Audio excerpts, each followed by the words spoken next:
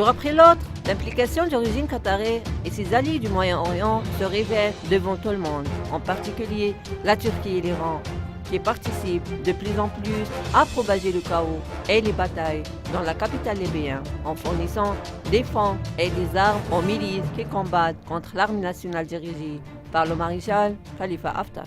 Le soutien apporté par Qatar, la Turquie et l'Iran aux milices armées en Libye ne fait plus l'objet de doutes, mais est devenu une réalité en confisquant plus de mécanismes et d'armes militaires utilisés par des militants dans leur combat contre l'armée libyenne, ainsi que pour se vanter du soi-disant le président du conseil présidentiel, Fayez Sarraj,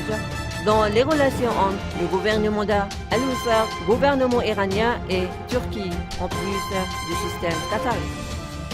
Al-Sarraj, à travers ses efforts constants pour souligner les relations étroites que son gouvernement entretient avec les trois pays terroristes, révèle l'implication de ces régimes dans le soutien au conflit et au combat